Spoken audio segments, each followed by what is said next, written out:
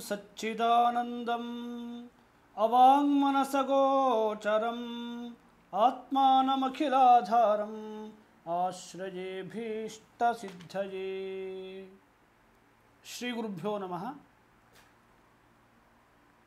ಹಿಂದಿನ ಸಂಚಿಕೆಯಲ್ಲಿ ಅಜ್ಞಾನದ ವಿಭಾಗವನ್ನು ಈ ಒಂದು ವೇದಾಂತ ಸಾರದಲ್ಲಿ ಸದಾನಂದರು ನಮಗೆ ತಿಳಿಸಿಕೊಡ್ತಾ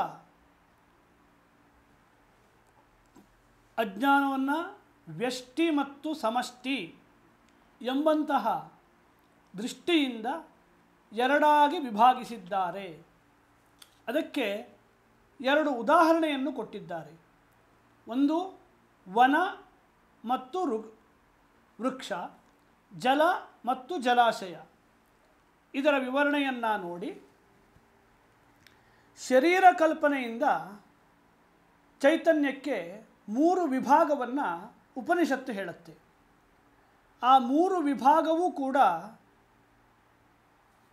ವ್ಯಸ್ತ ಮತ್ತು ಸಮಸ್ತ, ವ್ಯಷ್ಟಿ ಮತ್ತು ಸಮಷ್ಟಿ ಎಂಬ ಅಭಿಪ್ರಾಯದಿಂದ ಇರುವಂಥದ್ದೇ ಹೊರತು ವಸ್ತುತಃ ಆ ಚೈತನ್ಯದಲ್ಲಿ ಭೇದವಿಲ್ಲ ಎಂಬುದನ್ನು ತಿಳಿಸುವುದು ಉಪನಿಷತ್ತಿನ ತಾತ್ಪರ್ಯ.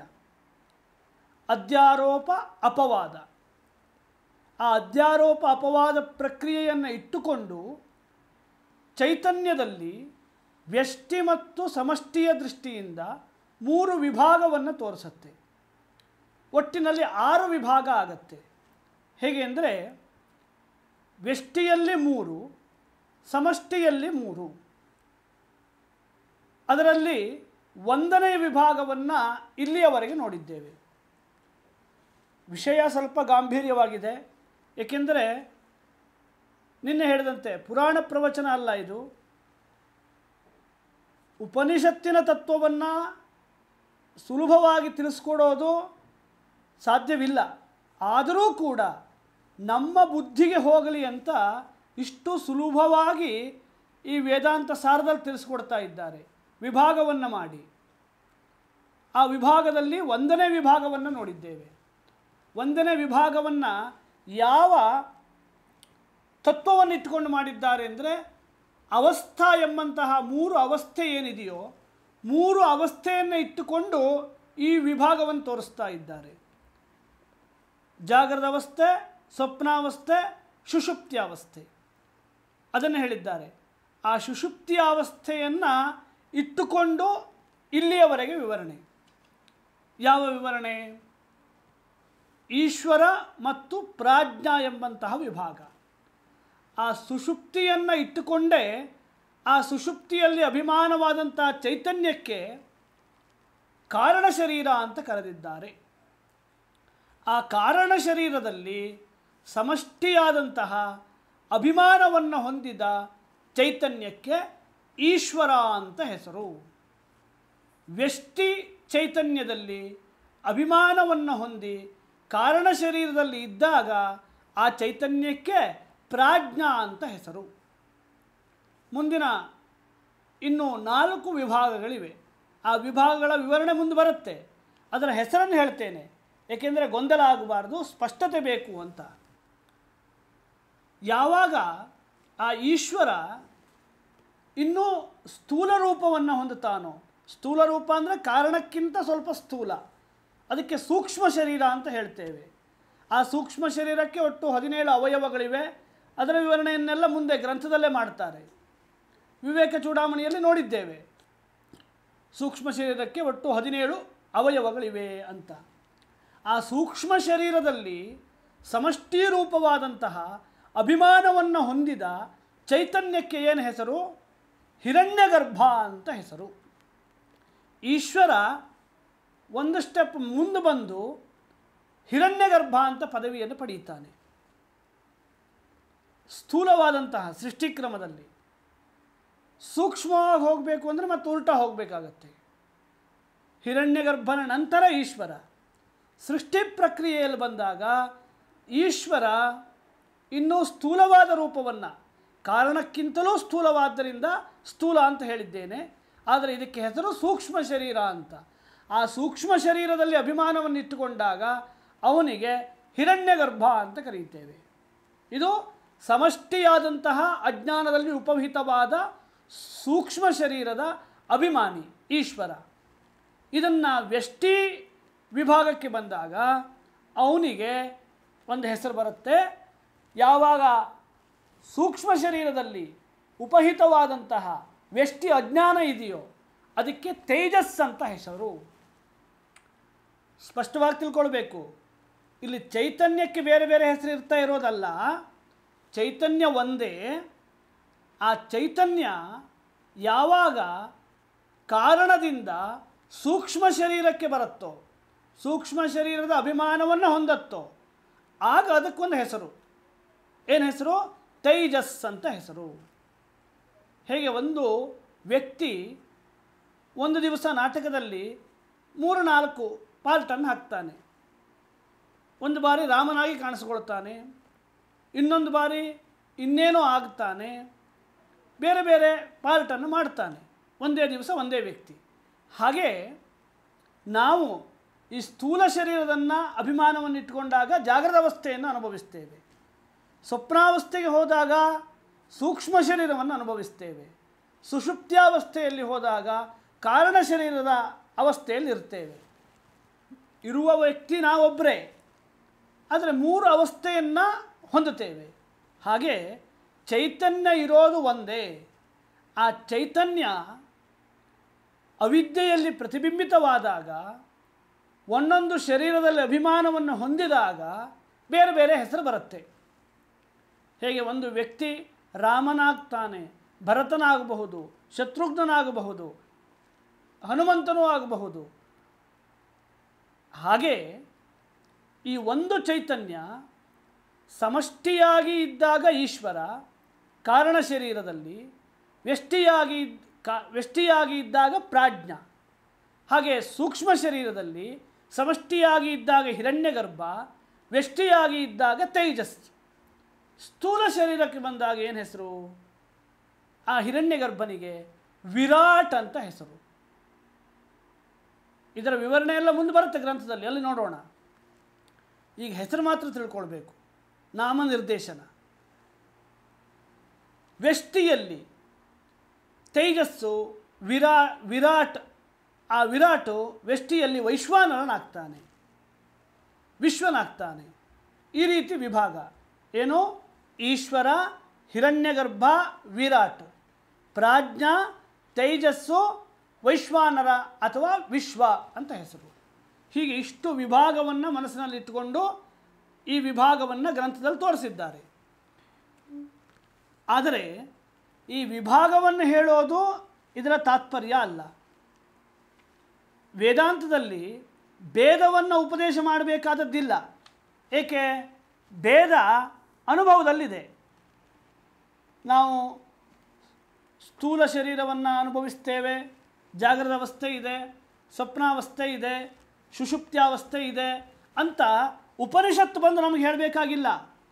ಉಪನಿಷತ್ತು ಏನು ಹೇಳಬೇಕು? ಆ 3ರಲ್ಲೂ ಇರುವಂತಹ ಯಾವ ಚೈತನ್ಯ ವಸ್ತು ಇದೆಯೋ ಅದು ಒಂದೇ ಆಗಿದೆ. ಆ ಒಂದಾದ ಚೈತನ್ಯ ಏನಿದೆಯೋ ಅದು ಪರಮಾತ್ಮ ಸ್ವರೂಪವಾಗಿದೆ ಅಂತ ಹೇಳೋದು ಉಪನಿಷತ್ತಿನ ಕೆಲಸ. ಭೇದವನ್ನು ತಿಳಿಸೋದು ಉಪನಿಷತ್ತಿನ ಕೆಲಸ ಅಲ್ಲ. ಭೇದ ನಮಗೆ ಗೊತ್ತಿದೆ, ಈ 3 ಅವಸ್ಥೆ ಇದೆ ಅಂತ ಗೊತ್ತಿದೆ ನಮಗೆ. ಈ 3 ಅವಸ್ಥೆಯಲ್ಲಿರುವ ಚೈತನ್ಯ ಬಂದು ಆ ಚೈತನ್ಯವೇ ಪರಮಾತ್ಮ ವಸ್ತು ಅಂತ ತಿಳಿಸಲಿಕ್ಕೆ ವೇದಾಂತ ಬೇಕು. ಅದನ್ನು ಹೇಳಲಿಕ್ಕೆ ಹೊರಟಿದೆ. ಹಾಗಾದರೆ ಕಾಣ್ತಾ ಇರುವ ಭೇದಕ್ಕೆ ಏನು ಗತಿ? ಭೇದದ ಬಗ್ಗೆ ನೀವೇನು ಹೇಳ್ತೀರಾ ಅಂತ ಕೇಳಿದರೆ, ಆ ಭೇದ ಹೇಳೋದು ಉಪಾಧಿಯಿಂದ ಸಂಬಂಧಿಸಿದ ಭೇದ, ಔಪಾಧಿಕ ಭೇದ ಅಂತ ಹೇಳ್ತೇವೆ. ಆ ಭೇದ ನಿಜವಾದ ಭೇದ ಅಲ್ಲ, ಉಪಾಧಿಯನ್ನು ಇಟ್ಟುಕೊಂಡು ಇರುವ ಭೇದ. ಹೇಗೆ ವ್ಯಷ್ಟಿ ಮತ್ತು ಸಮಷ್ಟಿ ಹೇಳೋದು ಹೇಳುವವನ ಅಭಿಪ್ರಾಯ ಇಟ್ಟುಕೊಂಡಿದೆಯೋ ಅದೇ ರೀತಿಯಲ್ಲಿ ಈ ಚೈತನ್ಯಕ್ಕೆ ಇರುವ ಭೇದ ಔಪಾಧಿಕವಾದ ಭೇದ. ಅದನ್ನು ತಿಳಿಸ್ತಾರೆ ಮುಂದೆ. ಈಗ ಗ್ರಂಥದ ಪಂಕ್ತಿ ಇಲ್ಲಿಯವರೆಗೆ ಬಂದಿದೆ. ಅಸ್ಯ ಪ್ರಾಜ್ಞತ್ವಂ ಅಸ್ಪಷ್ಟ ಉಪಾದಿತಯ ಅನತಿಪ್ರಕಾಶಕತ್ವಂ. ಈ ವಾಕ್ಯದ ಅರ್ಥವನ್ನು ನೋಡಿದ್ದೇವೆ. ಪ್ರಾಜ್ಞ ಅಂದರೆ ಏನು? ಪ್ರಾಯೇಣ ಅಜ್ಞ. ಇವನು ತಿಳ್ಕೊಂಡಿರೋದಿಲ್ಲ. ಏನು ತಿಳ್ಕೊಂಡಿರೋದಿಲ್ಲ? ನಾನು ಯಾರು ಅಂತ ಸರಿಯಾಗಿ ತಿಳ್ಕೊಳ್ಳೋದಿಲ್ಲ. ಸುಖಮಹಮ್ಮತ್ ಸ್ವಾಪ್ಸಂ ನ ಕಿಂಚಿದ ವೇದಿಶಂ. ಸುಖವಾಗಿ ನಿದ್ದೆ ಮಾಡದೆ ಏನೂ ತಿಳಿದಿಲ್ಲ ಅಂತ ಅಷ್ಟೇ ತಿಳ್ಕೊಂಡಿರ್ತಾನೆ. ಸುಖ ಸ್ವರೂಪವು ಆತ್ಮನ ಗುಣ ಅಂತ ಇವನು ತಿಳ್ಕೊಳ್ಳೋದಿಲ್ಲ. ಆದ್ದರಿಂದ ಅಸ್ಪಷ್ಟ ಉಪಾಧಿತಯ, ಅಸ್ಪಷ್ಟ ಉಪಾಧಿ ಅಂದರೆ ಅಜ್ಞಾನವೇ. ಅನತಿಪ್ರಕಾಶಕತ್ವಂ, ಪ್ರಕಾಶಕತ್ವಂ ಅಂದ್ರೇನು? ಸರಿಯಾಗಿ ತಿಳಿಯೋದು. ಅನತಿಪ್ರಕಾಶಕತ್ವಂ ಅಂದರೆ ಸರಿಯಾಗಿ ತಿಳಿಯದೇ ಇರೋದು. ಆದ್ದರಿಂದ ಅವನಿಗೆ ಸರಿಯಾದಂತಹ ತಿಳುವಳಿಕೆ ಇಲ್ಲದೇ ಇರೋದರಿಂದ ಪ್ರಾಯೇಣ ಅಜ್ಞ ಪ್ರಾಜ್ಞ ಅಂತ ವ್ಯಾಖ್ಯಾನವನ್ನು ತಿಳಿಸ್ಕೊಟ್ಟಿದ್ದಾರೆ. ಈಗ ಹೇಗೆ ಈಶ್ವರನಿಗೆ ಇದು ಕಾರಣ ಶರೀರ, ಇದು ಸುಷುಪ್ತಿ ಅಂತ ಹೇಳಿದ್ರೋ ಅದೇ ರೀತಿಯಲ್ಲಿ ಅಸ್ಯಾಪಿ, ಅಸ್ಯಾಪಿ ಅಂದರೆ ಈ ಪ್ರಾಜ್ಞನಿಗೂ ಕೂಡ ಇಯಂ, ಈ ಅಹಂಕಾರಾದಿ ಗುಣತ್ವಾತ್ ಕಾರಣ ಶರೀರಂ. ಅಹಂಕಾರ ಎಲ್ಲಿರುತ್ತೆ? ಸುಷುಪ್ತಿಯಲ್ಲೂ ಇರುತ್ತೆ. ಏಕೆ? ಸುಖಂ ಅಹಂ ಅಸ್ವಾಪ್ಸಂ. ಸುಖವಾಗಿ ನಿದ್ದೆ ಮಾಡಿದರವರು ಯಾರು ಅಂತ ಕೇಳಿದರೆ ಯಾರೋ ಗೊತ್ತಿಲ್ಲ, ಬೇರೆ ಯಾರೋ ನಿದ್ದೆ ಮಾಡಿದರು ಅಂತ ಹೇಳೋದಿಲ್ಲ. ಏನು ಹೇಳ್ತೇವೆ? ಸುಖಂ ಅಹಂ ಅಸ್ವಾಪ್ಸಂ. ಸುಖವಾಗಿ ನಾನು ನಿದ್ದೆ ಮಾಡಿದೆ ಅಂತ ಆ ನಾನು ಅಂದರೆ ಅಹಂಕಾರ, ಅಹಂಕಾರವನ್ನು ಅನುಭವಿಸ್ತಾ ಇರ್ತಾನೆ. ಆ ಸುಷುಪ್ತಿಯಲ್ಲೂ ಕೂಡ ಆ ಅಹಂಕಾರಕ್ಕೆ ಉಪಹಿತವಾದಂಥದ್ದೇ ಆತ್ಮವಸ್ತು ಚೈತನ್ಯ. ಅಹಂಕಾರ ಎಲ್ಲಿದೆ? ಆತ್ಮನ ಒಟ್ಟಿಗಿದೆ. ಈ ಭೇದವನ್ನು ತಿಳಿದೇ ಇರೋದೇ ಅಜ್ಞಾನ, ಸಂಸಾರ. ಯಾವಾಗ ಈ ಭೇದವನ್ನು ತಿಳಿತೇವೋ ಆಗ ಸಂಸಾರ ಹೊರಟೋಗುತ್ತೆ. ಅದನ್ನು ತಿಳಿಸಲಿಕ್ಕೆ ಈ ವೇದಾಂತ ಬಂದಿದೆ. ಅದರಲ್ಲೂ ಎಲ್ಲ ವೇದಾಂತಗಳ ಮುಖ್ಯವಾದ ಸಾರ ಇರೋದು ಎಲ್ಲಿ? ಉಪದೇಶಾತ್ಮಕವಾದಂತಹ ತತ್ವಮಸಿ ಎಂಬಂತಹ ಮಹಾವಾಕ್ಯದಲ್ಲಿ. ಆ ತತ್ವಮಸಿ ಎಂಬಂತಹ ಮಹಾವಾಕ್ಯವನ್ನು ವಿವರಣೆ ಮಾಡಬೇಕು ಅಂದರೆ ಏನು ಮಾಡಬೇಕು? ತತ್ ಅಂದರೆ ಈಶ್ವರ ಚೈತನ್ಯ, ತ್ವಂ ಅಂದರೆ ಜೀವ ಚೈತನ್ಯ. ಇದು ಯಾರು ಅಂತ ತಿಳ್ಕೊಳ್ಬೇಕು. ಜೀವ ಚೈತನ್ಯ ಯಾರು, ಈಶ್ವರ ಚೈತನ್ಯ ಯಾರು ಅಂತ ತಿಳ್ಕೊಳ್ಬೇಕು. ಆ ಜೀವ ಚೈತನ್ಯವನ್ನು ಈಶ್ವರ ಚೈತನ್ಯವನ್ನು ತಿಳಿಸಲಿಕ್ಕೆ ಈ ಮೂರು ಪ್ರಕ್ರಿಯೆ. ಯಾವ ಪ್ರಕ್ರಿಯೆ? ಈಶ್ವರ, ಹಿರಣ್ಯಗರ್ಭ, ವಿರಾಟ್ ಎಂಬಂತಹ ಮೂರು ವಿಭಾಗವನ್ನು ಹೇಳುವ ಪ್ರಕ್ರಿಯೆ. ಪ್ರಾಜ್ಞಾದಿ ಮೂರು ವಿಭಾಗವನ್ನು ಹೇಳುವ ಪ್ರಕ್ರಿಯೆ. ಏಕೆ? ಆ ಮುಂದೆ ತತ್ವಮಸಿ ಮಹಾವಾಕ್ಯವನ್ನು ವಿವರಿಸಬೇಕಿದ್ರೆ ಇದೆಲ್ಲ ಅರ್ಥ ಆಗಬೇಕು. ಈ ವಿಭಾಗ ಹೇಳೋದು ಔಪಾಧಿಕವಾದ ವಿಭಾಗ. ಔಪಾಧಿ ಯಾವುದು? ಅಜ್ಞಾನ. ಆ ಅಜ್ಞಾನವನ್ನೇ ಅಹಂಕಾರ ಅಂತ ಕರೀತೇವೆ. ಅಹಂಕಾರಾದಿ ಕಾರಣತ್ವಾತ್ ಕಾರಣ ಶರೀರಂ. ಕಾರಣತ್ವಾತ್ ಕಾರಣ ಶರೀರಂ. ಹೇಗೆ ಈ ಪ್ರಪಂಚಕ್ಕೆಲ್ಲ ಕಾರಣನಾದಂತಹ ಈಶ್ವರನಿಗೆ ಎಲ್ಲಕ್ಕೂ ಕಾರಣವಾದ್ದರಿಂದ ಅವನಿಗೆ ಕಾರಣ ಶರೀರ ಅಂತ ಕರೆದಿದೆಯೋ ಹಾಗೆ ಈ ಜೀವನಿಗೆ ಈ ಸುಷುಪ್ತಿ ಅಥವಾ ಈ ಪ್ರಾಜ್ಞ ಎಲ್ಲಕ್ಕೂ ಕಾರಣ ಅಂತ ಹೇಳ್ತೇವೆ. ಏಕೆ? ಅಹಂಕಾರ ಇರೋದರಿಂದ. ಅಹಂಕಾರ ಇಲ್ಲದೇ ಇದ್ದರೆ, ನಾನು ಹೇಳುವಂಥ ಅಭಿಮಾನ ಇಲ್ಲದೇ ಇದ್ದರೆ ಜಾಗೃತ ಅವಸ್ಥೆಯಲ್ಲೂ ಸಂಸಾರ ಇರೋದಿಲ್ಲ, ಸ್ವಪ್ನಾವಸ್ಥೆಯಲ್ಲೂ ಸಂಸಾರ ಇರೋದಿಲ್ಲ. ಈ ಸಂಸಾರಕ್ಕೆ ಕಾರಣವಾದದ್ದು ಯಾವುದು? ಅಹಂಕಾರ. ಅದನ್ನು ಹೇಳ್ತಾರೆ ಅಹಂಕಾರಾದಿ ಕಾರಣತ್ವಾತ್. ಅಹಂಕಾರಾದಿಗಳಿಗೆ ಕಾರಣವಾದ್ದರಿಂದ ಕಾರಣ ಶರೀರ ಅಂತ ಇದಕ್ಕೆ ಕರೀತೇವೆ. ಇನ್ನೇನಿರುತ್ತೆ? ಆನಂದ ಪ್ರಚುರತ್ವಾತ್. ಆನಂದ ಹೆಚ್ಚಿನದ್ದಾಗಿರುತ್ತೆ. ಪ್ರಾಚುರ್ಯಾರ್ಥ ಅಂತ ಹೇಳ್ತೇವೆ. ಪ್ರಾಚುರ್ಯಾರ್ಥ ಅಂದ್ರೇನು? ಹೆಚ್ಚಾಗಿ ಇರೋದು ಅಂತ.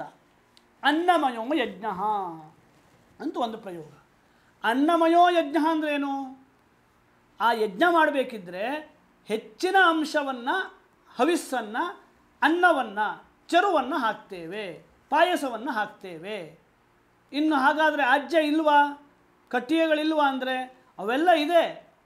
ಸಮಿಧವೂ ಇರಬಹುದು, ಆಜ್ಯವೂ ಇರಬಹುದು. ಆದರೆ ಹೆಚ್ಚಿನದ್ದಾಗಿ ಮಾಡುವ ಹೋಮ ಯಾವುದು? ಚರುವಿನ ಹೋಮ ಅಥವಾ ಅನ್ನಕ್ಕೆ ಸಂಬಂಧಪಟ್ಟ ಹೋಮ. ಅದಕ್ಕೇನು ಹೆಸರು? ಅನ್ನಮಯೋ ಯಜ್ಞ. ಅದಕ್ಕೆ ಆನಂದಮಯ ಅಂದ್ರೇನು? ಆನಂದ ಹೆಚ್ಚಾಗಿರುತ್ತೆ ಅಂತ. ಅಲ್ಲಿ ಸ್ವಲ್ಪ ದುಃಖ ಇರಬಹುದು, ಇದ್ದೇ ಇರುತ್ತೆ. ಆದರೆ ಆನಂದ ಹೆಚ್ಚಿರೋದರಿಂದ ಆನಂದ ಪ್ರಚುರತ್ವಾತ್, ಪ್ರಚುರತ್ವಾತ್ ಅಂದರೆ ಹೆಚ್ಚಿರೋದು ಅಂತ, ತುಂಬ ಇರೋದು. ಕೋಶವತ್ತಾಚ್ಛಾದಕತ್ವಾಚ್ಚ, ಆತ್ಮನನ್ನು ಆವರಿಸಿರೋದರಿಂದ, ಆವರಿಸೋದು ಅಂದರೆ ಕೋಶ, ಆವರಿಸಿರೋದರಿಂದ ಆಚ್ಛಾದಕತ್ವಾತ್ ಆನಂದಮಯ ಕೋಶ. ಆನಂದ ಹೆಚ್ಚಿರೋದ್ರಿಂದ ಆನಂದ ಅಂತ ಹೆಸರು, ಆವರಿಸಿಕೊಂಡಿರೋದ್ರಿಂದ ಕೋಶ ಅಂತ ಹೆಸರು, ಅವೆರಡನ್ನೂ ಸೇರಿಸಿ ಆನಂದಮಯ ಕೋಶ ಅಂತ ಹೆಸರು. ಅದನ್ನು ಹೇಳ್ತಿದ್ದಾರೆ. ಆನಂದ ಪ್ರಚುರತ್ವಾತ್ ಆನಂದ ಅಂತ ಹೆಸರು, ಕೋಶವತ್ ಆಚ್ಛಾದಕತ್ವಾಚ್ಚ ಆನಂದಮಯ ಕೋಶ. ಹೀಗೆ ಆನಂದಮಯ ಕೋಶ ಅಂತ ಹೆಸರು. ಸರ್ವೋಪರಮತ್ವಾತ್ ಸುಷುಪ್ತಿ, ಇವೆಲ್ಲ ಹೇತುಗಳು. ಆನಂದಮಯ ಕೋಶ ಅಂತ ಕರೆಯೋದೇಕೆ? ಆನಂದ ಹೆಚ್ಚಿದೆ, ಆತ್ಮನನ್ನು ಆವರಿಸಿದೆ, ಆವರಿಸಿರೋದ್ರಿಂದ ಕೋಶ ಅಂತ ಆನಂದಮಯ ಕೋಶ. ಹಾಗಾದರೆ ಸುಷುಪ್ತಿ ಅಂತ ಏಕೆ ಕರೀತೀರಾ ಅಂತ ಹೇಳಿದರೆ, ಸರ್ವ ಉಪರಮತ್ವಾತ್. ಉಪರಮಣ ಅಂದ್ರೇನು? ಎಲ್ಲವೂ ಅಲ್ಲಿ ಬಂದು ಸೇರೋದು. ಉಪರಮಣ ಆಗೋದು ಅಂದರೆ ಅಲ್ಲಿ ಲಯವನ್ನು ಹೊಂದೋದು ಅಂತ. ಯಾವುದು ಲಯ ಹೊಂದತ್ತೆ? ಸ್ವಪ್ನಾವಸ್ಥೆಯು ಸುಷುಪ್ತಿಯಲ್ಲಿ ಲಯವನ್ನು ಹೊಂದತ್ತೆ, ಜಾಗೃತ ಅವಸ್ಥೆಯು ಸುಷುಪ್ತಿಯಲ್ಲಿ ಲಯವನ್ನು ಹೊಂದತ್ತೆ. ಬೀಜರೂಪವಾಗಿರುತ್ತೆ ಸುಷುಪ್ತಿಯಲ್ಲಿ, ಬೀಜರೂಪವಾಗಿ ಇರುತ್ತೆ ಅಂತ ಒಪ್ಪಲೇಬೇಕು. ಏಕೆಂದರೆ ಈ ದಿವಸ ನಾವು ಈ ವೇದಾಂತ ಸಾರವನ್ನು ಅರ್ಧ ಅಧ್ಯಯನ ಮಾಡಿದ್ದೇವೆ, ಸ್ವಲ್ಪ ಅಧ್ಯಯನ ಮಾಡಿದ್ದೇವೆ, ಮುಗಿಯಿತು ಸಮಯ, ನಿದ್ದೆ ಮಾಡಿದ್ವಿ, ಸ್ವಪ್ನ ಸುಷುಪ್ತಿ ಅವಸ್ಥೆಗಳು ಆಯಿತು. ಅಲ್ಲಿ ಅದು ಬೀಜರೂಪವಾಗಿರಲಿಲ್ಲ ಅಂತಿದ್ದರೆ ನಿನ್ನೆ ಓದಿದ್ದು ಮರ್ತೋಗ್ತಿತ್ತು, ಮತ್ತು ಮುಂದೆ ಓದಲಿಕ್ಕೆ ಪ್ರವೃತ್ತಿಯು ಬರ್ತಾ ಇರಲಿಲ್ಲ. ಬರ್ತಾ ಇದೆ ಅಂತ ಅಂದಾಗ ಏನು ಅಂದ್ಕೊಳ್ಬೇಕು? ಸುಷುಪ್ತಿ ಅವಸ್ಥೆಯಲ್ಲಿ ಈ ಎಲ್ಲವೂ ಜಾಗೃತ ಅವಸ್ಥೆ ಎಲ್ಲ ಅನುಭವ ಸೂಕ್ಷ್ಮವಾಗಿ ಬೀಜರೂಪವಾಗಿ ಉಪರಮಣವಾಗಿತ್ತು, ಲಯವನ್ನು ಹೊಂದಿತ್ತು. ಇದಕ್ಕೆ ನಿತ್ಯ ಪ್ರಳಯ ಅಂತ ವೇದಾಂತದಲ್ಲಿ ಹೇಳ್ತಾರೆ. ಹೇಗೆ ಸೃಷ್ಟಿ ಸ್ಥಿತಿ ಲಯಗಳು ಆಗ್ತಾವೋ ಹಾಗೆ ಪ್ರತಿನಿತ್ಯ ನಾವು ಕೂಡ ಈ ಪ್ರಪಂಚದ ಸೃಷ್ಟಿ ಸ್ಥಿತಿ ಲಯವನ್ನು ಅನುಭವಿಸ್ತೇವೆ. ಜಾಗೃತ ಅವಸ್ಥೆ ಆಯಿತು ಅಂದರೆ ಪ್ರಪಂಚ ಸೃಷ್ಟಿಯಾಯಿತು ಅಂತ. ಸ್ವಪ್ನಾವಸ್ಥೆ ಸುಷುಪ್ತ್ಯಾವಸ್ಥೆಗೆ ಬಂದಾಗ ಪ್ರಪಂಚ ಲಯ ಹೊಂದಿತು ಅಂತ. ಲಯ ಹೊಂದಿದ್ದು ಎಲ್ಲಿ? ಈ ಸೂಕ್ಷ್ಮ ಕಾರಣ ಶರೀರದಲ್ಲಿ.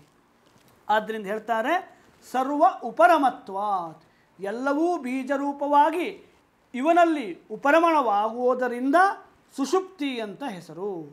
ಅತಯೇವ, ಆದ್ದರಿಂದಲೇ ಸ್ಥೂಲ ಸೂಕ್ಷ್ಮ ಶರೀರ ಲಯಸ್ಥಾನಂ ಇತಿ ಚ ಉಚ್ಯತೆ. ಇದರ ಅರ್ಥವನ್ನು ಈಗಾಗಲೇ ಹೇಳಿದ್ದೇನೆ. ಏನು? ಸುಷುಪ್ತ್ಯಾವಸ್ಥೆ ಅಂದರೆ ಸೂಕ್ಷ್ಮ ಶರೀರ ಮತ್ತು ಸ್ಥೂಲ ಶರೀರ ಲಯವಾಗೋದು. ಲಯವಾಗೋದು ಅಂದ್ರೇನು? ಅದರ ಅನುಭವ ಇಲ್ಲದೇ ಇರೋದು ಅಂತ. ಲಯ ಅಂದರೆ ಸಂಪೂರ್ಣವಾಗಿ ನಾಶ ಆಗೋದಿಲ್ಲ, ಏಕೆ ನಮ್ಮ ಶರೀರ ಹಾಗೆ ಬಿದ್ದುಕೊಂಡಿರುತ್ತೆ. ಶರೀರದ ಅನುಭವ ಇರೋದಿಲ್ಲ. ಆ ಅನುಭವ ಇರೋದಿಲ್ಲ ಅಂದ್ರೇನು? ಅದು ಲಯ ಹೊಂದಿ ಕಾರಣ ಶರೀರದಲ್ಲಿ ಬೀಜರೂಪವಾಗಿರುತ್ತೆ ಅಂತ. ಅದಕ್ಕೆ ಸುಷುಪ್ತಿಗೆ ಏನು ಹೇಳ್ತಾರೆ? ಸೂಕ್ಷ್ಮ ಶರೀರ ಮತ್ತು ಸ್ಥೂಲ ಶರೀರ ಲಯವಾದಂತಹ ಸ್ಥಾನ ಅಂತ ಕರೀತಾರೆ. ಇಷ್ಟು ಇದರ ಅರ್ಥ. ಇಲ್ಲಿ ಏನು ಹೇಳಿದಾಗಾಯಿತು? ಹೇಗೆ ಈಶ್ವರನಿಗೆ ಎಲ್ಲ ಪ್ರಪಂಚಕ್ಕೆ ಕಾರಣವಾದ್ದರಿಂದ ಕಾರಣ ಶರೀರ, ಆನಂದ ಪ್ರಚುರವಿರೋದರಿಂದ ಆನಂದಮಯ ಕೋಶ ಅಂತೆಲ್ಲ ಕರೀತಾರೋ, ಅಂದರೆ ಜೀವನಿಗಿರೋದ್ರಿಂದ ಈಶ್ವರನಿಗೆ ಹಾಗೆ ಕರೆಯೋದು, ಈಶ್ವರನಿಗೆ ವಸ್ತುತಃ ಆಗಿದೆ ಅಂತಲ್ಲ. ಇವೆಲ್ಲ ಬೋಧ ಮಾಡಲಿಕ್ಕಾಗಿ ಸೃಷ್ಟಿ ಸ್ಥಿತಿ ಲಯ ಪ್ರಳಯ ಇವೆಲ್ಲ ಹೇಳ್ತೀವಲ್ಲ. ಏಕೆ? ನಮ್ಮ ಮನಸ್ಸಿಗೆ ಈ ಪ್ರಪಂಚ ಎಲ್ಲವೂ ಬ್ರಹ್ಮಮಯ ಅಂತ ಗೊತ್ತಾಗಲಿ ಅಂತ ಹೇಳ್ತಾ ಇರೋದೇ ಹೊರತು ಈಶ್ವರನಿಗೂ ನಮ್ಮಂತೆ ಸಂಸಾರ ಇದೆ, ಈಶ್ವರನಿಗೂ ಸುಷುಪ್ತಿ ಇದೆ, ಸ್ವಪ್ನಾವಸ್ಥೆ ಇದೆ ಅಂತ ಹೇಳೋದು ತಾತ್ಪರ್ಯ ಅಲ್ಲ. ನಮ್ಮ ಅನುಭವದಲ್ಲಿ ಬರ್ತಾ ಇರೋದು ಏನಿದೆಯೋ ಅದು ಈಶ್ವರನ ದೃಷ್ಟಿಯಲ್ಲೂ ಹೇಳಿ ಎರಡೂ ಸುಳ್ಳು ಅಂತ ಹೇಳಬೇಕು. ಈ ಎರಡಕ್ಕೂ ಕಾರಣವಾದ ಚೈತನ್ಯ ವಸ್ತು ಒಂದಿದೆ, ಅದೇ ನೀನಾಗಿದ್ದೀಯಾ ಅಂತ ಹೇಳಬೇಕು. ಅದು ಹೇಳಲಿಕ್ಕಾಗಿ ಇವೆಲ್ಲ ಪ್ರಕ್ರಿಯೆ. ಈಗ ತಾತ್ಪರ್ಯವನ್ನು ಹೇಳ್ತಾರೆ. ತಾತ್ಪರ್ಯ ಅಂದ್ರೇನು? ಈ ಎರಡೂ ಕಡೆಯಲ್ಲಿ ಯಾವ ಭೇದವನ್ನು ಹೇಳಿದವೋ ಈ ಭೇದ ನಿಜವಾದ ಭೇದ ಅಲ್ಲ, ಔಪಾಧಿಕವಾದ ಭೇದ ಅಂತ ತಿಳಿಸ್ತಾರೆ. ಇದನ್ನು ಹೇಳಲಿಕ್ಕೆ ಹೊರಟಿದ್ದೇ ಹೊರತು ಭೇದ ಹೇಳೋದು ವೇದಾಂತದ ತಾತ್ಪರ್ಯ ಅಲ್ಲ. ಬೇರೆ ಬೇರೆಯ ವೇದಾಂತಿಗಳಿದ್ದಾರೆ, ಅವರನ್ನು ವೇದಾಂತಿಗಳು ಅಂತ ನಾವು ಕರಿಬಾರ್ದು. ಏಕೆಂದರೆ ವೇದಾಂತವನ್ನು ಹೇಳ್ತೇವೆ ಅಂತ ಹೇಳಿ ಭೇದವನ್ನು ಹೇಳಿದರೆ ಅವರು ವೇದಾಂತಿಗಳಾಗೋದಿಲ್ಲ. ಭೇದವನ್ನು ಹೇಳೋದೇ ವೇದಾಂತದಲ್ಲಿ ತಾತ್ಪರ್ಯ ಆಗಿದ್ದರೆ ಅದನ್ನು ಉಪನಿಷತ್ತು ಏಕೆ ಹೇಳಬೇಕಿತ್ತು? ನಮಗೆ ಅನುಭವದಲ್ಲಿದೆಯಲ್ಲ ಭೇದ. ಆದ್ದರಿಂದ ಭೇದ ಹೇಳೋದು ವೇದಾಂತದ ತಾತ್ಪರ್ಯ ಅಲ್ಲ. ವೇದಾಂತದಲ್ಲಿ ಈ ಭೇದವನ್ನು ಹೇಳಿದ್ದೆ ಅಂತ ನಾವು ಅದನ್ನು ಮತ್ತೆ ಹೇಳಬೇಕಿಲ್ಲ. ಈ ಭೇದ ಅನುವಾದ ಮಾಡಿ ಅಭೇದವನ್ನು ಹೇಳ್ತಾ ಇದೆ. ಭೇದ ನಮಗೆ ಗೊತ್ತಿದೆ, ಅಭೇದ ನಮಗೆ ಗೊತ್ತಿಲ್ಲ. ಅಭೇದವನ್ನು ಹೇಳಲಿಕ್ಕೆ ಇವೆಲ್ಲ ಪ್ರಕ್ರಿಯೆ. ಅಭೇದ ಹೇಳಬೇಕು ಅಂದ್ರೇನು? ಭೇದ ನಿಜವಾಗಿ ಇಲ್ಲ ಅಂತ ಹೇಳಬೇಕಾಗತ್ತಷ್ಟೇ. ಅಭೇದವನ್ನು ಕೂಡ ಹೇಳಲಿಕ್ಕಾಗೋದಿಲ್ಲ. ಕಾಣುತ್ತಿರುವ ಭೇದ ನಿಜವಾದ ಭೇದ ಅಲ್ಲ, ಇದು ಔಪಾಧಿಕವಾದ ಭೇದ.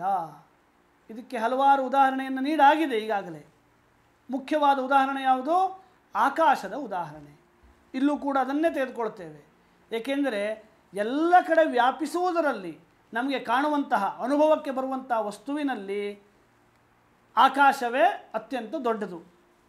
ಪರಬ್ರಹ್ಮ ವಸ್ತು ಅತ್ಯಂತ ದೊಡ್ಡದು, ಆದರೆ ಅದು ನಮಗೆ ಕಾಣೋದಿಲ್ಲ ತಾನೇ. ಕಾಣೋದು ಯಾವುದು? ಆಕಾಶ. ಆಕಾಶವತ್ ಸರ್ವಗತಶ್ಚ ನಿತ್ಯ, ಆಕಾಶದಂತೆ ಅಂತ ವೇದಾಂತದಲ್ಲಿ ಹೇಳ್ತಾರೆ. ಈಗ ಮುಂದೆ ತದಾನೀಂ ಈಶ್ವರ ಪ್ರಾಜ್ಞೌ ಚೈತನ್ಯ ಪ್ರದೀಪ್ತಾಭಿಃ ಅತಿ ಸೂಕ್ಷ್ಮಾಭಿಃ ಅಜ್ಞಾನ ವೃತ್ತಿಭಿಃ ಆನಂದಂ ಅನುಭವತಃ ಆನಂದಭುಕ್ ಚೇತೋಮುಖಃ ಪ್ರಾಜ್ಞಃ ಇತಿ ಶ್ರುತೇಃ ಸುಖಮಹಂ ಅಸ್ವಾಪ್ಸಂ ನ ಕಿಂಚಿದವೇದಿಶಂ ಇತ್ಯುತ್ತಿತಸ್ಯ ಪರಾಮರ್ಶ ಉಪಪತ್ತೇಃ. ಈಗ ಎರಡೂ ಕಡೆಯಲ್ಲಿ ಇರುವುದು ಒಂದೇ ಚೈತನ್ಯ. ಹೇಗೆ? ಒಂದೇ ರೀತಿಯ ಅನುಭವವನ್ನು ಎರಡೂ ಜನರು ಹೊಂದ್ತಾ ಇದ್ದಾರೆ ಅಂತ ಹೇಳಬೇಕಾಗಿದೆ. ತದಾನೀಂ, ತದಾನೀಂ ಅಂದ್ರೇನು? ಸಮಷ್ಟಿಯಲ್ಲಿ ಈಶ್ವರ, ಕಾರಣ ಶರೀರದಲ್ಲಿ ಇದ್ದಾಗ ಅಂತ ತದಾನೀಂ ಅಂದರೆ. ವ್ಯಷ್ಟಿಯಲ್ಲಿ ಪ್ರಾಜ್ಞ, ಕಾರಣ ಶರೀರದಲ್ಲಿ ಇದ್ದಾಗ ತದಾನೀಂ ಅಂದರೆ. ಅವರಿಬ್ಬರು ಏತೌ ಈಶ್ವರ ಪ್ರಾಜ್ಞೌ. ಏತೌ ಅಂದರೆ ದ್ವಿವಚನ. ಯಾರು? ಈಶ್ವರ ಮತ್ತು ಪ್ರಾಜ್ಞರು. ಚೈತನ್ಯ ಪ್ರದೀಪ್ತಾಭಿಃ, ಅವರ ಅನುಭವ ಅವರಿಗೆ ಹೇಗೆ ಬರ್ತಾ ಇದೆ? ಚೈತನ್ಯ ಇರೋದರಿಂದ. ಚೈತನ್ಯ ಪ್ರದೀಪ್ತಾಭಿಃ, ಪ್ರದೀಪ್ತಾಭಿಃ ಅಂದರೆ ಚೈತನ್ಯದಿಂದ ಬೆಳಗಲ್ಪಟ್ಟು ಅಂತ. ಪ್ರದೀಪ್ತಾಭಿಃ ಅಂತ ಶಬ್ದ ಇದೆಯಲ್ಲ, ಚೈತನ್ಯದಿಂದ ಬೆಳಗಲ್ಪಟ್ಟು. ಚೈತನ್ಯವೇ ಇಲ್ಲದೇ ಇದ್ದರೆ ಕಾರಣ ಶರೀರದ ಅಭಿಮಾನ ಬರೋದೇ ಇಲ್ಲ. ಚೈತನ್ಯ ವಸ್ತು ಇರೋದರಿಂದ ಕಾರಣ ಶರೀರದ ಅಭಿಮಾನ ಬರುತ್ತೆ. ಅದು ಯಾವಾಗ ಬರುತ್ತೆ? ಆ ಸಮಯದಲ್ಲಿ ಬರೋದಿಲ್ಲ, ಅಜ್ಞಾನ ಇರೋದರಿಂದ. ಸುಪ್ತ ಉತ್ಥಿತಸ್ಯ, ನಿದ್ದೆ ಮಾಡಿ ಎದ್ದವನಿಗೆ ಬರುತ್ತೆ. ಅದು ಈಶ್ವರನಿಗೆ ಹಾಗಲ್ಲ. ನಮ್ಮ ದೃಷ್ಟಿಯಲ್ಲಿ ಇಟ್ಕೊಂಡು ವಿವರಣೆ ಮಾಡ್ತಾ ಇರೋದು ಇದನ್ನು. ಮತ್ತು ಪ್ರಶ್ನೆ ಮಾಡಬಾರ್ದು, ಈಶ್ವರನಿಗೂ ಅನುಭವದಲ್ಲಿ ಇರೋದಿಲ್ವಾ, ಈಶ್ವರನಿಗೆ ಕಾರಣ ಶರೀರ ಅವನಿಗೂ ಅರಿವಿಗೆ ಬರೋದಿಲ್ವಾ ಅಂತ ಪ್ರಶ್ನೆ ಅಲ್ಲ. ಅದಕ್ಕೆ ಹೇಳಿದ್ದು ಇಲ್ಲಿ ಈಶ್ವರನಿಗೆ ಸುಷುಪ್ತ್ಯಾವಸ್ಥೆ, ಸ್ವಪ್ನಾವಸ್ಥೆ, ಜಾಗೃತಾವಸ್ಥೆ ಇದೆ ಅಂತ ಹೇಳೋದು ತಾತ್ಪರ್ಯ ಅಲ್ಲ. ನಮಗಿರೋದ್ರಿಂದ ಅವನಿಗೂ ಹಾಗಿದೆ, ಅವನ ಚೈತನ್ಯವೂ ಒಂದೇ, ನಿನ್ನ ಚೈತನ್ಯವೂ ಒಂದೇ ಅಂತ ತತ್ವಮಸಿ ಎಂಬಂತಹ ಯಾವ ಅಭೇದವನ್ನು ಹೇಳಬೇಕಾಗಿದೆಯೋ ಅದು ತಾತ್ಪರ್ಯ. ಆನಂದಂ ಅತಿ ಸೂಕ್ಷ್ಮಾಭಿಃ ಅಜ್ಞಾನ ವೃತ್ತಿಭಿಃ. ಮತ್ತೊಂದು ವಿಶೇಷಣ ಇದೆ, ಅತಿ ಸೂಕ್ಷ್ಮಾಭಿಃ. ಅತಿ ಸೂಕ್ಷ್ಮಾಭಿಃ ಅಂತ ಏಕೆ ಅಂದರೆ, ಸ್ಥೂಲ ಶರೀರವನ್ನು ಇಟ್ಟುಕೊಂಡಾಗ ಅಥವಾ ಸೂಕ್ಷ್ಮ ಶರೀರವನ್ನು ಇಟ್ಟುಕೊಂಡಾಗ ಯಾವ ಸ್ಥೂಲವಾದ ಅನುಭವ ಇದೆಯೋ ಆ ಅನುಭವ ಸುಷುಪ್ತ್ಯಾವಸ್ಥೆಯಲ್ಲಿ ಇರೋದಿಲ್ಲ. ಅದಕ್ಕೆ ಅತಿ ಸೂಕ್ಷ್ಮಾಭಿಃ ಅಂತ ಹೇಳಿದ್ದಾರೆ. ಏಕೆ? ಸ್ಥೂಲ ಶರೀರದ ಅಭಿಮಾನದಲ್ಲಿ ಸಂಪೂರ್ಣವಾದ ಪ್ರಪಂಚ ಅನುಭವವೂ ಇರುತ್ತೆ, ಈ ಶರೀರದ ಅನುಭವವೂ ಇರುತ್ತೆ. ಇನ್ನು ಸ್ವಲ್ಪ ಸ್ವಪ್ನಾವಸ್ಥೆಗೆ ಬಂದರೆ ಅಲ್ಲಿ ಏನಿರುತ್ತೆ? ಎಲ್ಲವೂ ಒಂದಾಗಿ ಆತ್ಮವಸ್ತುವೇ ಹೊರಗಡೆ ಪ್ರಪಂಚವೂ ಆಗಿ ಕಾಣುವ ಪ್ರಪಂಚವೂ ಆಗಿ ಅನುಭವದಲ್ಲಿರುತ್ತೆ. ಸ್ವಪ್ನವನ್ನು ನೋಡದಂತೆ ಅನುಭವದಲ್ಲಿರುತ್ತೆ. ಸುಷುಪ್ತಿಯಲ್ಲಿ ಮಾತ್ರ ಆನಂದವನ್ನು ಅನುಭವಿಸುವಂಥ ಅನುಭವವೂ ಇರೋದಿಲ್ಲ. ಅದಕ್ಕೆ ಅತಿ ಸೂಕ್ಷ್ಮಾಭಿಃ. ಮತ್ತೊಂದು ವಿಶೇಷಣ ಅಜ್ಞಾನ ವೃತ್ತಿಭಿಃ. ಯಾವ ವೃತ್ತಿ ಇದೆ ಅಲ್ಲಿ ಅಂದರೆ ಆನಂದ ವೃತ್ತಿ ಇಲ್ಲ, ಅಜ್ಞಾನ ವೃತ್ತಿ ಇದೆ. ಅಜ್ಞಾನ ಅಂದ್ರೇನು? ಏನೂ ತಿಳಿಯದೇ ಇರೋದು. ಸುಷುಪ್ತಿಯಲ್ಲಿ ಏನಾದರೂ ತಿಳಿಯುತ್ತಾ? ತಿಳಿಯೋದಿಲ್ಲ ತಾನೇ. ಅಜ್ಞಾನ ವೃತ್ತಿಭಿಃ ಆನಂದಂ ಅನುಭವತಃ, ಆನಂದವನ್ನು ಅನುಭವಿಸ್ತಾ ಇರ್ತಾನೆ. ಅದಕ್ಕೆ ಮಾಂಡೂಕ್ಯೋಪನಿಷತ್ತು ಹೇಳುತ್ತೆ, ಆ ಪ್ರಾಜ್ಞನಾದವನು ಹೇಗಿರ್ತಾನೆ ಅಂದರೆ ಆನಂದ ಭುಕ್. ಭುಕ್ ಅಂದರೆ ಭೋಕ್ತ. ಯಾವುದನ್ನು ಅನುಭವಿಸ್ತಿರ್ತಾನೆ? ಆನಂದವನ್ನು ಅನುಭವಿಸ್ತಿರ್ತಾನೆ. ಚೇತೋ ಮುಖ, ಚೈತನ್ಯವನ್ನು ಅನುಭವಿಸ್ತಿರ್ತಾನೆ. ಪ್ರಾಜ್ಞ ಇತಿ ಶ್ರುತೇ, ಇನ್ನು ಅನುಭವವನ್ನು ಹೇಳ್ತಾರೆ. ಈ ವೇದಾಂತ ಸಾರದಲ್ಲಿ ಸಂಪೂರ್ಣವಾಗಿ ಅನುಭವವನ್ನು ತೆಗೆದುಕೊಂಡೇ ಹೋಗ್ತಾರೆ. ಒಂದು ಶ್ರುತಿವಾಕ್ಯ, ಮತ್ತೊಂದು ಅನುಭವ ವಾಕ್ಯ. ಅನುಭವದಲ್ಲಿ ನಾವೇನು ಹೇಳ್ತೇವೆ? ಸುಖಂ ಅಹಂ ಅಸ್ವಾಪ್ಸಂ. ಸುಖಂ ಸುಖವಾಗಿ, ಅಹಂ ನಾನು, ಅಸ್ವಾಪ್ಸಂ ನಿದ್ದೆ ಮಾಡಿದೆ. ಯಾವಾಗ ಹೇಳೋದು? ಬೆಳಗ್ಗೆ. ಚೆನ್ನಾಗಿ ನಿದ್ದೆ ಬಂತ ಅಂತ ಕೇಳಿದರೆ, ಓ ಚೆನ್ನಾಗಿ ನಿದ್ದೆ ಬಂತು, ನನಗೇನೂ ಗೊತ್ತಾಗಿಲ್ಲ. ಸುಖಂ ಅಹಂ ಅಸ್ವಾಪ್ಸಂ, ಸುಖವಾಗಿ ನಿದ್ದೆ ಮಾಡಿದೆ. ನ ಕಿಂಚಿದವೇದಿಶಂ, ಸ್ವಲ್ಪವೂ ನಾನು ತಿಳಿದಿಲ್ಲ. ನನಗೇನಾಯಿತು, ನನ್ನ ಪಕ್ಕದಲ್ಲಿದ್ದವರಿಗೇನಾಯಿತು, ಪ್ರಪಂಚದಲ್ಲಿ ಏನಿತ್ತು ಏನು ಹೋಯಿತು ಹೇಳೋದು ಯಾವುದೂ ನನಗೆ ಗೊತ್ತಾಗಿಲ್ಲ ಅಂತ ಹೇಳೋದು ಯಾವಾಗ? ಎದ್ದ ಮೇಲೆ. ಅನುಭವ ಯಾವುದು? ಏನೂ ಗೊತ್ತಾಗಿಲ್ಲ ಹೇಳುವಂತಹ ಅಜ್ಞಾನದ ಅನುಭವ, ಸುಖದ ಅನುಭವ. ಸುಖವಾಗಿ ನಿದ್ದೆ ಮಾಡಿದೆ ಅಂತ ಹೇಳ್ತೇವೆ. ಯಾರೂ ಕೂಡ ನಾನು ದುಃಖದಲ್ಲಿ ನಿದ್ದೆ ಮಾಡಿದೆ ಅಂತ ಹೇಳೋದೇ ಇಲ್ಲ. ದುಃಖದಲ್ಲಿ ನಿದ್ದೆ ಮಾಡಿದೆ ಅಂತ ಹೇಳೋರು ಯಾರಾದರೂ ಇದ್ದರೆ ಯಾರೂ ನಿದ್ದೆಯೇ ಮಾಡ್ತಾ ಇರಲಿಲ್ಲ. ಆದ್ದರಿಂದ ಆತ್ಮನ ಸುಖವನ್ನೂ ಅಜ್ಞಾನವನ್ನು ಅಲ್ಲಿ ಅನುಭವಿಸ್ತಿರ್ತಾನೆ. ಇತಿ ಉತ್ತಿತಸ್ಯ, ಉತ್ತಿತಸ್ಯ ಅಂದರೆ ನಿದ್ದೆ ಮಾಡಿ ಎದ್ದವನು. ಉತ್ಥಿತಃ, ಸುಷುಪ್ತಿಯಿಂದ ಎದ್ದವನು ಅಂತ. ಪರಾಮರ್ಶೋಪಪತ್ತೇಹೇ, ಪರಾಮರ್ಶ ಅಂದ್ರೇನು? ಅನುಭವಿಸಿದ್ದನ್ನು ಹೇಳೋದು. ಸಕ್ಕರೆಯನ್ನು ತಿಂದರೆ ಸಕ್ಕರೆ ಹೇಗಿದೆ ಅಂತ ಹೇಳಬಹುದು, ತಿನ್ನದೇ ಇದ್ದರೆ ಹೇಳಲಿಕ್ಕಾಗೋದಿಲ್ಲ. ಅನುಭವಿಸಿದ್ದನ್ನು ಹೇಳಬಹುದು. ಪರಾಮರ್ಶ ಅಂದರೆ ಹಾಗೆ. ಮೊದಲು ಅನುಭವಿಸಿ, ಒಂದು ಪ್ರದೇಶವನ್ನು ನೋಡಿ, ಕಾಶಿ ಚೆನ್ನಾಗಿದೆ, ಅಯೋಧ್ಯೆ ಚೆನ್ನಾಗಿದೆ ಅಂತ ಅಲ್ಲಿ ಹೋಗಿ ನೋಡಿ ಇನ್ನೊಬ್ಬರಿಗೆ ಹೇಳಬಹುದು. ನೋಡದೇ ಇದ್ದಾಗ ಹೇಳಲಿಕ್ಕಾಗೋದಿಲ್ಲ. ಪರಾಮರ್ಶ ಅಂದರೆ ಹಾಗೆ, ನೋಡಿದ್ದನ್ನು ಅನುಭವಿಸಿದ್ದನ್ನು ಹೇಳೋದಕ್ಕೆ ಪರಾಮರ್ಶ ಅಂತ ಹೇಳ್ತೇವೆ. ಇವನು ಹೀಗೆ ಹೇಳ್ತಾ ಇದ್ದಾನೆ ಅಂದರೆ ಏನು ತಿಳ್ಕೊಳ್ಬೇಕು? ಇವನು ನಿದ್ದೆ ಮಾಡಿದಾಗ ಸುಖವನ್ನು ಅನುಭವಿಸ್ತಾ ಇದ್ದ, ಹಾಗೆ ಅಜ್ಞಾನವನ್ನು ಅನುಭವಿಸ್ತಾ ಇದ್ದ. ಏಕೆ ಅಂದರೆ ಅದೇ ರೀತಿ ಪರಾಮರ್ಶ ಇದೆ. ಏನು ಪರಾಮರ್ಶ ಅಂದರೆ ಅಂತಹ ಅನುಭವ ಇದೆ. ಯಾವ ಅನುಭವ? ಸುಖಮಹಂ ಅಸ್ವಾಪ್ಸಂ ಅಂತ ಸುಖದ ಅನುಭವ, ನ ಕಿಂಚಿದವೇದಿಶಂ ಎಂಬಂತಹ ಅಜ್ಞಾನದ ಅನುಭವ. ಈ ಎರಡೂ ಅನುಭವ ಅನುಭವಿಸದೇ ಇದ್ದರೆ ಖಂಡಿತವಾಗಿ ಬರ್ತಾ ಇರಲಿಲ್ಲ. ಪರಾಮರ್ಶ ಅಂದರೆ ಹಾಗೆ, ಅನುಭವಿಸಿದ್ದನ್ನೇ ಹೇಳ್ತಾನೆ. ಅನುಭವಿಸಿದ್ದನ್ನು ಹೇಳ್ತಾನೆ ಅಂದರೆ ಏನರ್ಥ? ಇವನು ಸುಖವನ್ನು ಅಜ್ಞಾನವನ್ನು ಅನುಭವಿಸಿದ ಅಂತ ಹೇಳಬೇಕಾಯಿತು. ಹೀಗೆ ತದಾನೀಂ ಅಂದರೆ ಆ ಸುಷುಪ್ತ್ಯಾವಸ್ಥೆಯಲ್ಲಿ ಕಾರಣ ಶರೀರದಲ್ಲಿ ಈಶ್ವರ ಪ್ರಾಜ್ಞರಿಬ್ಬರೂ ಆನಂದವನ್ನು ಅನುಭವಿಸ್ತಾ ಇರ್ತಾರೆ ಅಂತ ತಾತ್ಪರ್ಯ. ಒಂದು ಕೈವಲ್ಯೋಪನಿಷತ್ತಿನ ಒಂದು ವಾಕ್ಯ ಇದೆ, ಸುಷುಪ್ತಿಕಾಲೇ ಸಕಲೇ ವಿಲೀನೆ ತಮೋಭಿಭೂತಃ ಸುಖರೂಪಮೇತಿ. ಆ ಸುಷುಪ್ತಿ ಕಾಲದಲ್ಲಿ ಎಲ್ಲವೂ ವಿಲೀನವಾದಾಗ ತಮೋ ಅಭಿಭೂತಃ, ತಮಸ್ಸಿನಿಂದ ಅಜ್ಞಾನದಿಂದ ಅಭಿಭೂತನಾಗಿ ಅಂದ್ರೇನು? ಆವರಿಸಲ್ಪಟ್ಟು ಸುಖರೂಪಮೇತಿ, ಸುಖವನ್ನು ಹೊಂದುತ್ತಾನೆ, ಸುಖದಲ್ಲಿ ಇರ್ತಾನೆ ಅಂತ ಕೈವಲ್ಯೋಪನಿಷತ್ತಿನ ವಾಕ್ಯ. ಮುಂದೆ ಅನಯೋಹೋ ಸಮಷ್ಟಿವೆಷ್ಟ್ಯೋಹೋ ವನವೃಕ್ಷಯೋರಿವ ಜಲಾಶಯ ಜಲಯೋರಿವ ವಾ ಅಭೇದಃ. ಇದು ತಾತ್ಪರ್ಯವಾದ ವಾಕ್ಯ. ಅಭೇದ ಹೇಳೋದು ತಾತ್ಪರ್ಯ. ಈ ಎರಡಕ್ಕೂ ಕೂಡ ಅಭೇದವನ್ನು ಹೇಳಬೇಕಾಗಿದೆ. ಅಭೇದವನ್ನು ಹೇಗೆ ಹೇಳ್ತಾರೆ ಅಂತ ಮುಂದಿನ ಸಂಚಿಕೆಯಲ್ಲಿ ನೋಡೋಣ. ಅಖಂಡಂ ಸಚ್ಚಿದಾನಂದಂ ಅವಾಂಗ್ ಮನಸಗೋಚರಂ ಆತ್ಮಾನಮಖಿಲಾಧಾರಂ ಆಶ್ರಯೇ ಭೀಷ್ಟಸಿದ್ಧಯೇ.